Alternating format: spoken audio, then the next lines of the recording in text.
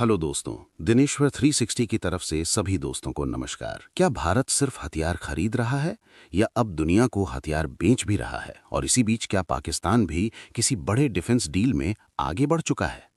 आज के इस वीडियो में हम इंडिया और दूसरे देशों के बीच चल रहे डिफेंस डील्स, पक्की हो चुकी एग्रीमेंट्स और ऑनगोइंग टॉक्स को पूरी जानकारी और एनालिसिस के साथ डिकोड करने वाले हैं। भारत का डिफेंस सेक्टर पिछले कुछ सालों में तेजी से बदला है।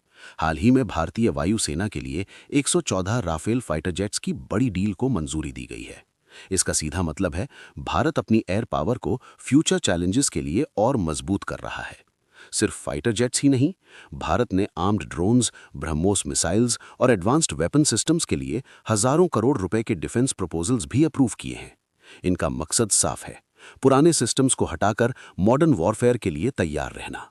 लेकिन कहानी यहीं खत्म नहीं होती। अब भारत सिर्फ डिफेंस बायर नहीं बल्कि डिफेंस एक्सपोर्टर भी बन रहा है। वियतनाम और इंडोनेशिया जैसे देशों के साथ ब्रह्मोस मिसाइल एक्सपोर्ट पर गंभीर बातचीत चल रही है, जिसकी वैल्यू हजारों करोड़ रुपए में है। ये भारत की डिफेंस डिप्लोमेसी का एक बड़ा संकेत है। यूरोप की बात करें तो जर्मनी जैसे देशों के साथ भारत डिफेंस टेक्नोलॉजी और सिक्योरिटी कोऑपरेशन को और गहरा कर रहा है। सबमरीन टेक्नोलॉजी, जॉइंट एक्सरसाइजेज और स्ट्रेटेजिक कोऑर्डिनेशन इसका हिस्सा है। दूसरी तरफ साउथ कॉकेसस रीजन में आर्मीनिया के साथ भी भारत की डिफेंस टॉक्स काफी आगे बढ़ चुकी हैं। मिसाइल्स, एयर डिफेंस सिस्टम्स और आर्टिलरी से जुड़े मल्टी बिलियन डॉलर एग्रीमेंट्स पर बात हो रही है। अब नजर डालते हैं पाकिस्तान पर। पाकिस्तान भी इंडोनेशिया जैसे देशों के साथ JF-17 फाइटर जेट्स और ड्रोन्स को लेकर डिफेंस डील्स की कोशिश में है।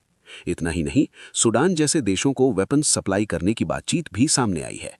इससे साफ है कि साउथ एशिया की डिफेंस पॉलिटिक्स काफी एक्टिव हो चुकी है। एक अहम फैसला भारत की स्ट्रेटेजिक ऑटोनॉमी को लेकर भी है। अमेरिका के F-35 फाइटर जेट की बजाय भारत अब रशिया के Su-57E जैसे ऑप्शंस पर ज्यादा ध्यान दे रहा है, जहां टेक्नोलॉजी ट्रांसफर और कस्टमाइजेशन की ज्यादा आजादी मिलती है। इसके साथ साथ भारत इंडिजिनस डिफेंस प्रोडक्शन पर भी जोर दे रहा है। HAL द्वारा बनाए गए इंजन्स, Su-30 MKI फ्लीट का एक्सपेंशन और मेक इन इंडिया प्रोजेक्ट्स इस दिशा में बड़े कदम हैं। तो कुल मिलाकर तस्वीर साफ है, भारत अब सिर्फ डिफेंस डील्स करने वाला देश नहीं बल्कि ग्लोबल डिफेंस पावर बनने की ओर तेजी से बढ़ रहा है। वहीं पाकिस्तान और दूसरे देश भी अपने अपने स्तर पर बैलेंस बनाने की कोशिश कर रहे हैं। आने वाले सालों में इन डिफेंस डील्स का असर पूरे रीजन की जियोपॉलिटिक्स पर गहरा पड़ने वाला है। अगर आपको ये एनालिसिस पसंद आया हो तो वीडियो को लाइक करें, शेयर करें और चैनल को सब्सक्राइब करना ना भूलें। दिनेश्वर 360 के साथ जुड़े रहिए, क्योंकि यहाँ खबर नहीं, उसके पीछे की कहानी बताई जाती है।